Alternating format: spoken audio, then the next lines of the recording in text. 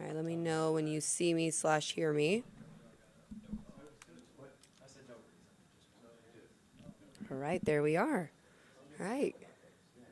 Good evening, everyone, and thank you so much for joining me here on the First Alert Desk. My name is Tori Cooper, and I'm grateful to have you here with us. It's a beautiful day outside, definitely warm, and we have a lot to get to in our evening update here on the First Alert Desk tonight. I want to dive right into it. Something, we get a lot of stories sent to us in our email here in the newsroom all the time, and we always want to get those emails and those stories out to the community that matter, even if it isn't always right on time. We want to make sure that we're also reiterating stuff that maybe you didn't hear, maybe you're just now hearing for the first time. So one of the stories that I wanted to point your attention to is out of Lilburn, which is in Gwinnett County, where we learned that there is a woman who has gone missing, and she apparently has dementia, and her family members are now asking, and the law enforcement officials are asking for your help in locating her.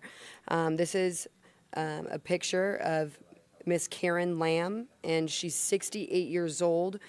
Now, investigators say that she was last seen at her house on Wednesday night around 6:30, and now, here we are Saturday, so there's been a number of days that have passed on. They believe that she may have gone on a walk and gotten lost because, again, she does have dementia. She was wearing a blue shirt, blue pants, and a white head covering at the time when she left her house, potentially.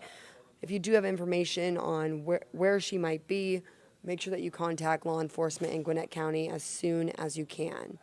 So that's one of the first stories. Just going to leave her picture up there for a moment just so you can get a good look at Miss Karen Lamb, 68 years old, went missing. And then we'll move into our other story that I wanted to update you guys on. So tonight we are also expecting to learn some more information about a crash that took place in Cobb County in Marietta. We learned that 2 officers were injured in a crash. I'm going to take you to the scene now while I tell you what we know about it so far. And so it happened on Cobb Parkway at Roswell Street. Marietta police say a Mustang hit a marked patrol car that was responding to an alarm call at the time. And they say the driver of the Mustang and 2 officers were injured, but were all awake and talking after the crash. So that's 2 officers injured and the driver of the Mustang. That's 3 people injured. But the good news was everyone was alert and speaking at the time when first responders were able to get out there. You can see it was a lot of debris out here, pieces of the cars. This looks like it was a mess. Thankfully, it does look like these victims in this crash are going to recover, and always good to know that our officers are going to be okay.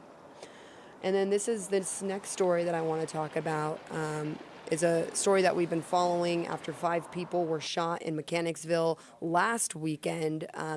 There was a lot of fallout from this. Not only were a number of people shot at this shortly after this Mechanics Day reunion took place, which is an annual event at the park that is supposed to be a community event to celebrate that part of South Atlanta. After the event ended at 9 p.m., there was, according to witnesses, there was a drive-by shooting that ensued, and multiple people who were leaving the event or were near the event were injured in that shooting. I spoke to actually a mother, or a grandmother, I should say, of one of the victims, and she had told me that her granddaughter was in critical condition in the hospital after she was wounded in that shooting, and she was unfortunately shot in the head. She was still alive in the hospital, and I spoke to her, but the neighbors in Mechanicsville feel like this is happening too much and that this event needs more parameters around it, because they said last year there was also someone shot at this same event, and they say that that person unfortunately died of those injuries. So they want more law enforcement officers out there. They want, a band out there. They want to make it more kid-friendly, not just parents dropping off their kids there and maybe taking off for the night and waiting for them to come home. But then on the other side of that, the woman who I spoke to, who one of her family members was injured in that shooting, she said she was actually one of the community members who worked to get that event permitted. And she said it wasn't the event that was the issue. She said the issue really is the internal beef that apparently is going on in that community among a number of people, and that this happened after the event and had nothing to do with that, and there was several security guards around at the time of this event, and it ended on time. So 2 sides, 2 different perspectives for sure, what I gathered, but tonight I also want to focus on the voice of the family members because we did have a chance to speak with them last night. And so we're going to let you hear from them and their calls for justice. Our Atlanta News First reporter, Bridget Spencer, had a chance to continue our reporting on this. And I'm torn, I'm hurt, I'm angry. Families of victims shot at last weekend's Mechanicsville reunion are fed up. It was a barbecue. And I'm torn, I'm hurt, I'm angry. Families of victims shot at last weekend's Mechanicsville reunion are fed up. It was a barbecue. It was people playing games. It was family. There were children. Tabitha Colsey's 29-year-old daughter is fighting for her life at Grady after being shot in the head. She says her daughter, who she's not naming, was a career-driven woman who had big plans for her life. They took all of that away from my baby. All of that. All of that. She didn't bother nobody. Was the sweetest person. I'm going to keep saying was the sweetest person you could ever meet. Two of the victims' families, along with community organizers, are calling for arrests to be made expeditiously. And they're calling for some accountability as well. We have got to say to the mayor, to city council, to the police chief,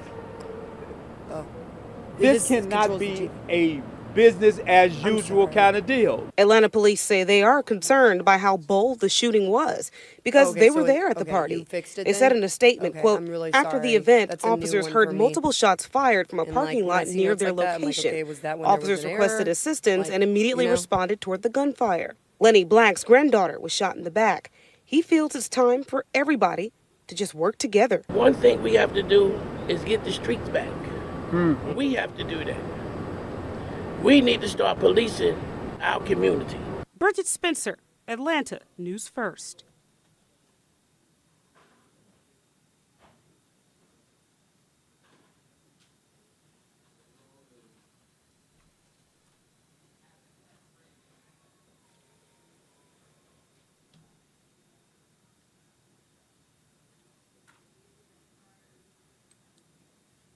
So you heard it from family members. They want justice. We're going to continue to follow any new information out of this because anytime 5 community members are injured in a shooting in our community, that is considered a mass shooting. And we want to make sure that we're getting as much information out to the public about what law enforcement officials are doing to apprehend the suspects involved in that shooting and bring closure to that community and families. So keep an eye on Atlanta News First for those updates, and make sure that you tune in tonight to Atlanta News First at 6, 10, and 11, and we will see you on the other side. Thank you so much for joining me here on the First Alert Desk, and we'll see you later on this evening back here for another update. We're going to have a look at your forecast for the rest of the weekend and heading into the work week, and we're going to have another group of stories to share with you here on the First Alert Desk. All right, thank you so much.